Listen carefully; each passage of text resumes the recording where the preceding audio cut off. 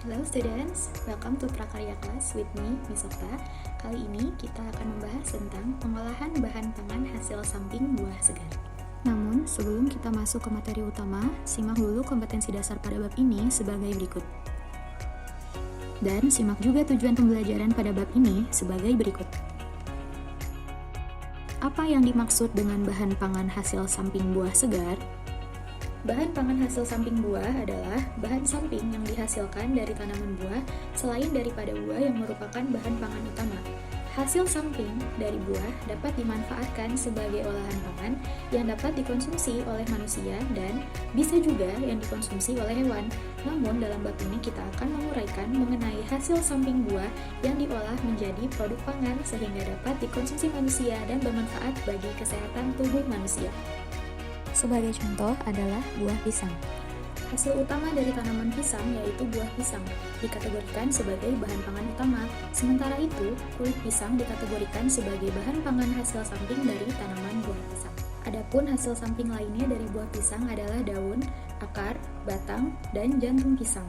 Sejak diketahui manfaat lain dari tanaman pisang yang memiliki kandungan manfaat bagi kesehatan tubuh, maka mulai dimanfaatkan sebagai bahan olahan produk pangan oleh masyarakat. Selain pisang, ada banyak buah segar lainnya yang memiliki hasil samping yang tidak kalah manfaatnya. Yuk kita kenalan dengan karakteristik hasil samping buah segar. Karakteristik yang pertama yaitu beri, yaitu lapisan kulit buah bagian luar yang tipis, sementara bagian tengah dan dalamnya menyatu. Contohnya, strawberry, anggur, plum, cherry, dan jambu biji. Yang kedua adalah hesperidium, yaitu buah dengan 3 lapisan dinding, di mana lapisan kulit luar yang tebal mengandung zat warna, kemudian lapisan tengahnya serupa jaringan yang keputih-putihan, serta lapisan bagian dalam yang banyak mengandung gelembung berisi cairan jus di dalamnya dengan bulir-bulir yang tersebar. Contohnya jeruk, lemon, dan jeruk nipis. Kemudian ada drupa yang memiliki 3 lapisan dinding buah, di mana lapisan terluar umumnya tipis dan akan terlihat saat buah dalam keadaan matang. Lapisan tengah merupakan daging buah atau berserabut, dan lapisan dalam merupakan pelindung yang keras bagi biji. Contohnya buah mangga, buah gandaria, dan buah kelapa. Kemudian ada pome, yaitu lapisan luar buah yang tipis, kemudian lapisan tengah yang merupakan daging buah dan lapisan dalam yang seperti kertas berfungsi untuk melindungi biji dari buah tersebut. Contoh dari buah ini adalah apel, pir, dan delima. Karakteristik yang terakhir adalah pepo, yaitu lapisan luar kulit tebal dan keras. Kemudian lapisan tengah dan lapisan dalam menyatu membentuk daging buah, dan pada ruangan buah berisi banyak biji-bijian dalam jumlah besar. Pepo merupakan beri yang termodifikasi. Contohnya ada pada buah melon, semangka, dan labu kuning. Selanjutnya, mari kita pelajari kandungan dan manfaat bahan pangan hasil samping buah segar. Bagi yang belum pernah makan jantung pisang, boleh dicoba ya, karena bunga pada jantung pisang bermanfaat untuk menurunkan kolesterol, menguatkan kekebalan tubuh, mencegah kanker, dan jantung pisang juga memiliki kandungan kalsium, protein, mineral, vitamin, dan serat yang tinggi, bagus untuk pencernaan kita. Bagi yang suka makan jeruk, kulitnya jangan dibuang ya, karena kulit jeruk memiliki kandungan flavonoid dan 170 macam phytonutrients yang baik bagi kesehatan kulit dan sistem imun tubuh. Kulit jeruk dapat membantu melancarkan sistem pencernaan dan dapat membuat rasa kenyang bertahan lebih lama. Kulit manggis selain mengandung banyak air juga mengandung lemak, protein, karbohidrat, xanthan, alpha-mangostin, beta-mangostin, tanin, dan antosianin yang berguna menjadi obat alami. Kulit manggis pun berguna untuk membentuk sistem kekebalan tubuh, anti-inflamasi, anti-jamur, anti-bakteri, dan juga anti kanker. Kandungan vitamin, mineral, serta serat yang tinggi pada kulit apel mampu memperbaiki pertumbuhan sel dan penglihatan. Kemudian, bisa juga memperkuat sistem imunitas, melancarkan darah, pencernaan, dan pernafasan. Juga menurunkan kolesterol jahat dan meningkatkan kolesterol baik. Kemudian, bisa juga mengobati bantuan bedu, mencegah stroke, dan juga tumor. Yang terakhir, kulit buah pisang memiliki antioksidan yang tinggi dibandingkan daging buahnya loh, dan bermanfaat juga untuk mengurangi kerusakan oksidatif pada penderita diabetes mellitus. Setelah mengetahui kandungan dan manfaat bahan pangan hasil samping buah segar, mari cari tahu apa saja yang perlu kita perhatikan dalam pengolahan bahan pangan hasil samping buah segar. Ada 2 teknik dasar yang digunakan dalam mengolah bahan pangan, yaitu teknik pengolahan panas basah atau moist heat dan teknik pengolahan pangan panas kering atau dry heat. Teknik pengolahan pangan panas basah menggunakan bahan dasar cairan untuk mematangkan makanannya dengan tidak melebihi suhu didih. Sementara teknik pengolahan pangan panas kering mengolah pangan dengan tanpa atau dengan bantuan sedikit minyak untuk mematangkannya.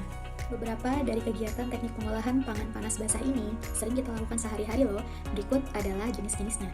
Yang pertama, ada boiling atau merebus. Merebus adalah mematangkan bahan makanan dalam cairan berupa kaldu, santan, air, atau susu dengan temperatur suhu tinggi.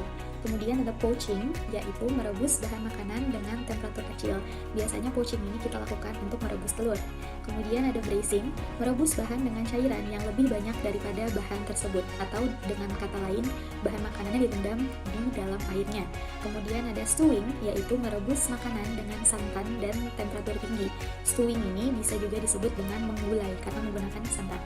Kemudian ada steaming, yaitu mengukus makanan, dan ada teknik au-bain-marie, yaitu mengetim bahan makanan. Kemudian ada teknik simmering, yaitu merebus makanan dengan api kecil dan bahan yang sedikit. Yang terakhir ada teknik blanching, yaitu merebus buah atau sayur dengan cepat dengan tujuan hanya menghilangkan kuman bakteri. Sementara teknik pengolahan pangan panas kering atau dry heat mencakup yang pertama, teknik menggoreng dengan merendam dalam minyak atau deep fry. Kemudian ada teknik menggoreng dengan minyak sedikit atau shallow frying. Yang ketiga, teknik memasak dengan menggunakan pasir yang dipanaskan atau sangrai. Teknik memasak dengan menggunakan asap untuk mengolah makanannya atau mengasapi. Memasak bahan makanan di bawah abu yang panas atau menyembam. Teknik memanggang dengan oven atau roasting. Dan yang terakhir adalah teknik memanggang makanan di atas bara api atau grilling. Berikutnya adalah hal yang harus diperhatikan dalam penyajian dan pengemasan olahan dari hasil samping buah segar, yaitu pertama, kemasan yang baik tidak akan mempengaruhi rasa, tapi memiliki kekuatan daya simpan produk olahan pangannya. Oleh karena itu, riset diperlukan sebelum menentukan jenis packaging apa yang akan kita gunakan untuk menyimpan hasil olahan tersebut. Yang kedua, penyajian dan pengemasan harus sesuai dengan kebutuhan dan fungsi dari produk olahan pangan tersebut. Jika langsung disajikan sekali habis, hindari kemasan yang berlebihan. Sebaliknya, jika hasil olahan akan disimpan dalam waktu yang lama, pilih bahan kemasan yang kedap udara sehingga dapat mempertahankan rasa dan kualitas dari makanannya. Yang ketiga, tampilan dan penyajian pengemasan akan membangun karakter pada olahan pangan dan memberikan prospek ekonomi yang menguntungkan. Selezat apapun rasa makanannya, jika kemasan dan penyajiannya kurang menarik, akan menurunkan daya beli dari konsumen.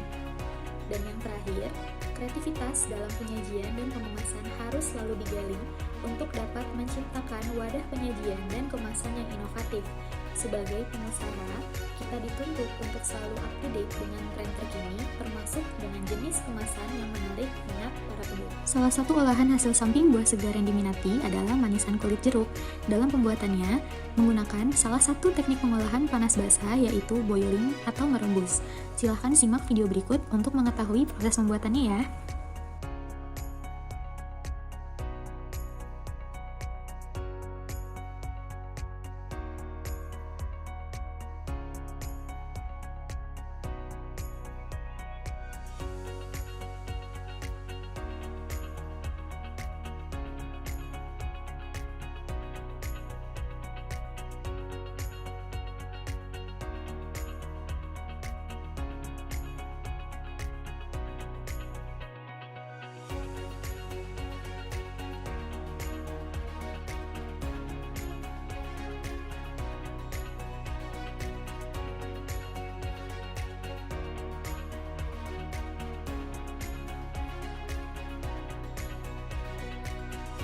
Oke anak-anak, sampailah kita pada bagian akhir dari pembelajaran. Kesimpulan yang dapat kita ambil dari materi hari ini adalah buah yang selama ini hanya kita nikmati dagingnya saja, ternyata punya bagian lain yang bisa dimanfaatkan. Hasil samping buah juga mengandung gizi dan jika diolah dengan baik, dapat bernilai ekonomis. Hal ini bertujuan untuk menerapkan prinsip zero waste atau mengurangi limbah dan menciptakan ladang usaha baru bagi masyarakat dengan tentunya memiliki kemasan yang baik. Oke, sekian untuk pembahasan materi pengolahan bahan pangan hasil samping buah segar. Semoga materi ini bisa menambah pengetahuan baru kita dan menjadi manfaat bagi kehidupan kita di kemudian hari. Sampai jumpa di video materi pembelajaran selanjutnya. Bye, students!